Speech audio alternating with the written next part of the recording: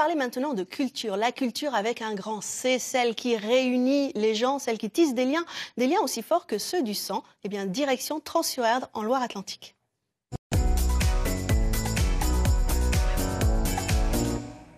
Fabien Bonneau, bonjour. Bonjour. Vous êtes vice-président de l'association Transmission. Voilà, oui.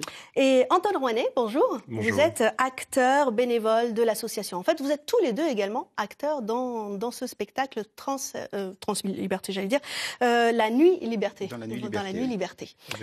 Déjà, Trans-sur-Erdre, ça se situe, c'est dans le pays d'Anceny. Dans le pays d'Anceny, voilà, c'est au nord d'Anceny. Et c'est un spectacle qui met en lien vraiment toute la population. Tout le monde est mobilisé pour ce spectacle.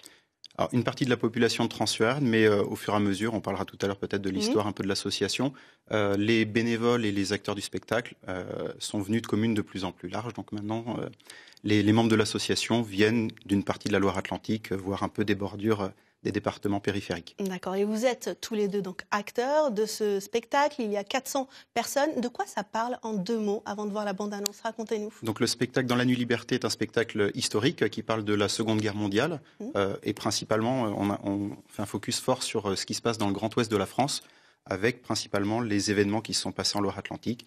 Donc on revient sur le maquis de Saffré, on revient sur l'exécution des 50 otages qui ont donné le nom au cours des 50 otages de Nantes.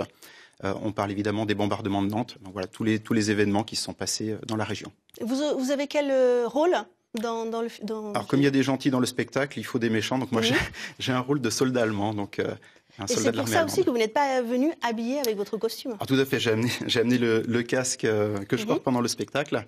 Mais en fait, l'armée allemande a été condamnée pour crime contre l'humanité. Et donc les uniformes et insignes de l'armée allemande de la Deuxième Guerre mondiale sont interdits sur à l'extérieur. Public. On peut uniquement les porter dans le cadre de spectacles historiques et de reconstitution. Ce qui n'est pas plus mal. Ce qui paraît assez logique. Donc en fait, on ne les sort pas du site du spectacle, ils servent uniquement pour le spectacle. Alors on va aller voir dans le spectacle, je vous propose de regarder la bande-annonce.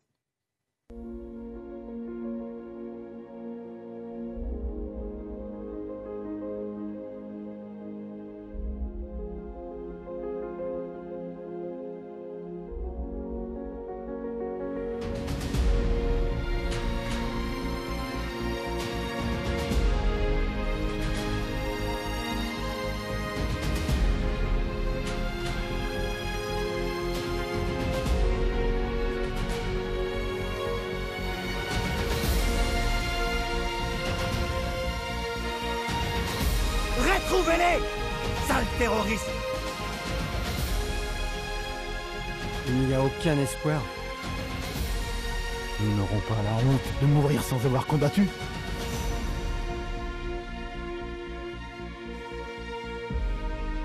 Il faut vivre, Augustin. Maintenant, il faut vivre.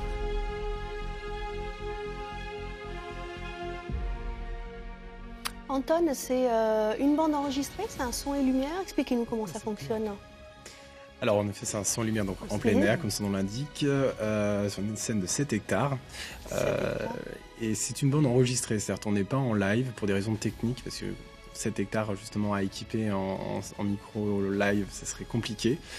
Donc c'est une difficulté pour nous les acteurs, on doit jouer sur une bande qui est préenregistrée en studio. C'est pas plus simple en fait, non, parce qu'il faut vous caler. Tout à fait, exactement, et partir au bon moment, parce que le moindre retard nous est préjudiciable, vu que la bande, une fois qu'elle est lancée, elle ne s'arrête pas, il n'y a pas la possibilité de faire pause, tout est lié, son et lumière, imbriqué durant 2 heures de spectacle, donc c'est à nous d'être à la hauteur. À la seconde près. Voilà, tout à fait. Votre rôle, c'est ?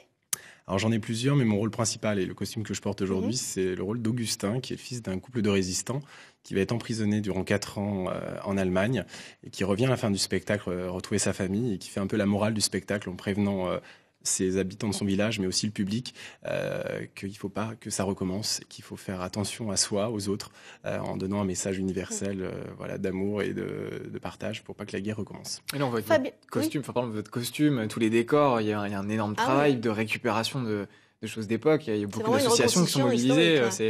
À monter, ça doit être énorme, quoi. Effectivement, c'est 3 ans de création, ce spectacle. Donc 3 ans où on a justement écrit le scénario, commencé à imaginer les décors, les construire, récupérer le matériel, commencer à équiper en accessoires. Et l'autre difficulté dans les mouvements, justement, il y a les acteurs qui doivent être en place. Vous avez pu voir qu'il y a des décors, il y a des véhicules. Donc tout ça, ça bouge pendant le spectacle. Donc il y a toute une machinerie qui est mise en place et tout doit être au bon moment, au bon endroit. Et tous ces gens-là sont bénévoles tout au long de l'année pour la mise en place du spectacle. Tout à fait. En revanche, pour tout ce qui est les ingénieurs du son, la lumière, etc., ils sont salariés pendant le temps du spectacle. Mais sinon, dans l'année, ils donnent de leur temps pour y contribuer. Voilà. Racontez-nous un petit peu l'histoire de cette association, parce qu'elle a énormément grandi. Elle date de 72. 72. Et à l'époque, il n'y avait que 2 personnes dans l'asso. Ils ont démarré à 2 en 1972 sur le site où on fait le spectacle, autour du pont en fait, qui est au cœur de ce site, un ancien pont gallo-romain. Et ils se sont mis en tête à 2 de rénover ce pont. Donc ils ont mis 4 ans, et pendant 4 ans, ils ont fédéré les gens de la commune. Et au bout de 4 ans, quand le pont a été rénové, ils se sont dit on va faire une fête d'inauguration de ce pont. Donc ça a été la première fête. Et ils se sont dit assez vite, il faut qu'on trouve un thème. Ils sont partis dans l'histoire, dans le passé, donc avec des noces à l'ancienne. Puis après, des personnages historiques, donc Henri IV, François Ier, les mousquetaires. Et puis, plus ça allait, plus ils disaient, il faut qu'on mette un peu de moyens. Et si on met des moyens, il faut faire durer. Donc il y a eu la Révolution qui a duré 3 ans, Napoléon qui a duré 5 ans.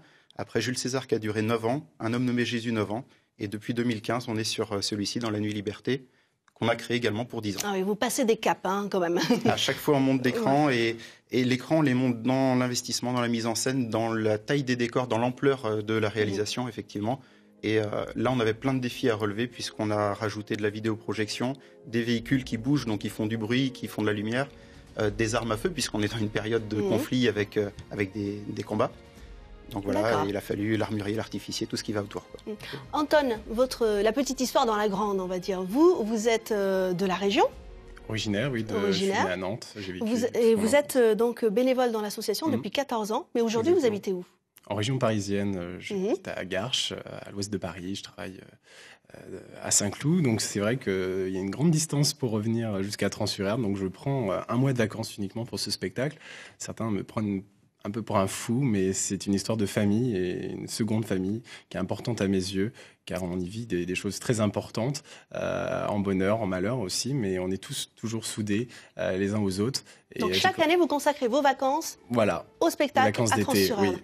Encore des petits instants pour moi aussi, mais finalement, oui, il y a au moins sur ce mois de vacances, il y a 3 semaines qui sont consacrées uniquement au spectacle. C'est de la passion, c'est bien. Oui, et il n'est pas le seul, c'est ça qui est incroyable, c'est que tout le monde est un peu dans cette dynamique-là. Il y a une autre anecdote qui est sympathique, c'est qu'on a vu tout à l'heure dans la bande-annonce, il y a un jeune couple qui se marie pendant le spectacle, en fait, ils se sont mariés dans la vraie vie aussi. Pour de vrai cet été, sur le site du spectacle. Ça leur a donné ils sont allés jusqu'au bout, jusqu'au bout du rôle.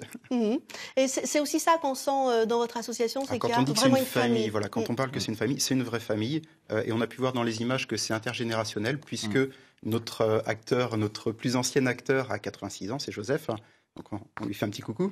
Et puis les plus jeunes ont entre 15 et 20 mois, donc il y a Antoine, Anna, Enzo, Lucas, et puis... il y a Jean aussi. également, voilà. Puis courage au marié, parce qu'un mariage à 400 personnes, du coup, coton, quoi. Facile. Il y avait un petit peu moins, mais ils étaient quand même très nombreux. Alors, il reste encore 2 représentations ce week-end, les 6 et 7 septembre. Désolé, c'est complet. Alors, on vous met l'eau à la bouche et ne soyez pas frustrés. En fait, l'intérêt que vous soyez là et que vous nous parliez aussi de ce spectacle, c'est qu'en fait, il faut réserver dès maintenant, dès le mois d'octobre, ouverture de la billetterie pour réserver pour fin août et début septembre 2020. Et oui, ça peut être une idée cadeau pour Noël. Donc n'hésitez pas, si vous a plu, vous pouvez réserver votre place dans lanuitliberté.fr. Merci d'être venu nous parler de ce beau spectacle. Voilà, moi je vous dis à demain pour un nouveau programme. Ce sera très riche aussi. On espère que vous viendrez, car ensemble, c'est beaucoup mieux.